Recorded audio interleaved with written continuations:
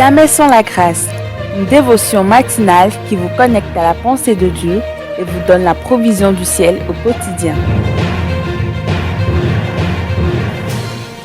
Bonjour chers amis, chers internautes, nouvelle journée, nouvelle provision, bienvenue dans la dévotion de ce matin. Père, je te rends grâce encore une fois pour ta parole qui transforme. Peu importe qui nous sommes, lorsque nous venons devant toi, ta parole a le pouvoir, la puissance de nous transformer, de montrer la meilleure version de nous-mêmes. Pas comme les gens le disent aujourd'hui, mais juste selon ton plan parfait, ce que tu veux faire de nous. Alors, aujourd'hui, c'est encore une opportunité que tu agisses dans nos vies pour la gloire de ton seul nom, Jésus. Amen. Alors, chers amis, je nous reprends un peu ce passage de Actes chapitre 4, le verset 13, parlant des disciples en général, mais en particulier Pierre et Jean. La Bible nous dit dans Actes chapitre 4, le verset 13, que lorsque le Sanhédrin, lorsqu'ils virent l'assurance de Pierre et de Jean, ils furent étonnés. Ils furent étonnés, sachant que c'était des hommes du peuple sans instruction. Encore une fois, cette expression, les hommes du peuple sans instruction, c'est le thème qui est traduit par les ignorants, les illettrés, les idiots. D'accord? Sachant que c'est des gens qui n'ont pas eu de grandes instructions. Mais la question, c'est d'où leur vient cette assurance. Et la Bible dit, et il est reconnu pour avoir été avec Jésus, pour avoir été avec un maître. Vous savez, aujourd'hui, dans le monde spirituel, dans le monde évangélique, nous avons trop d'autodidactes spirituels. Des gens qui n'ont jamais été avec le maître. C'est des autodidactes. Ils se sont élevés tout seuls, sans instruction. Et ça, c'est la pire des ignorances. Ils s'élèvent tout seuls, ils n'ont jamais été disciples de quelqu'un. Et du coup, ce qu'ils appellent pour eux aujourd'hui l'assurance, malheureusement, ce n'est rien d'autre que de l'arrogance. Pourquoi? Parce qu'ils n'ont jamais été avec le maître. Et c'est important pour nous aujourd'hui d'apprendre d'être avec le maître, d'accepter la parole de Dieu, faire office d'autorité sur nos vies, que nous apprenons à penser avec Dieu. Chers amis, chers internautes, au lieu d'être aujourd'hui encore être préoccupés à penser avec vous-même, à penser avec nous-mêmes, avec nos difficultés, à penser avec nos blessures, parce que oui, malheureusement, on peut être préoccupé avec ce genre de choses.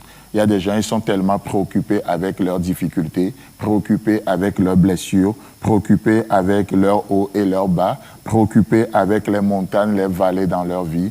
Mais au lieu d'être préoccupés, être avec ces choses, nous sommes aujourd'hui appelés à être préoccupés, à penser avec Dieu, à penser avec Dieu.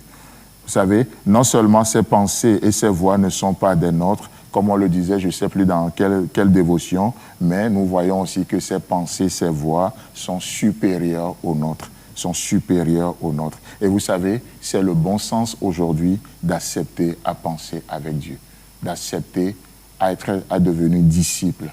Oh Jésus, je ne sais pas le faire, apprends-moi à le faire. Comment je peux gérer ma famille? Comment je peux éduquer mes enfants? Seigneur, je ne connais pas le chemin. Prends-moi par la main. À pouvoir atteindre cette montagne que je ne peux pas atteindre de moi-même. Parce que je réalise une chose, ce n'est point pas ma force, ni pas la puissance, mais ça prend le Saint-Esprit pour vivre Dieu et pour révéler Dieu autour de moi aujourd'hui. Chers amis, chers internautes, s'il y a en tout cas un encouragement à donner ce matin, c'est juste de faire toute la place pour Dieu. Parfois, nous parlons de Jésus-Christ, nous disons oui, il faut donner à Dieu la première place. Moi, depuis un moment, je réfléchis autrement. Si nous accordons la première place à Dieu, alors à qui est la deuxième place? À qui est la troisième place? À qui est la quatrième place? Nous sommes appelés à donner simplement toute la place à Dieu. S'il est l'alpha, il est l'oméga, permettez-moi de vous rappeler simplement qu'entre les deux, c'est toujours lui.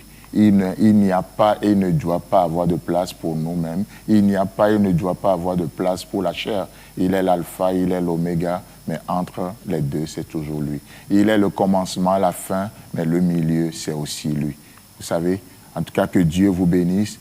Continuons de méditer ces choses et nous prions vraiment, Seigneur, pour tous ceux qui écoutent ces pensées, que nous puissions juste relever les défis par la foi, te donner toute la place. Saint-Esprit, viens dans nos cœurs, arrose de ta puissance ces paroles, afin qu'elles deviennent une source de vie en nous, pour la gloire de ton nom, Jésus-Christ. Amen. Si vous avez aimé cette émission, parlez-en à vos amis. Parlez-leur du message de la grâce et de ce qu'il fait dans vos vies.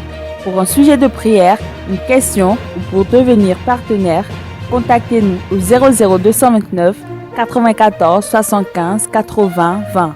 Que Dieu vous bénisse et à la prochaine. En attendant, pensez avec Dieu.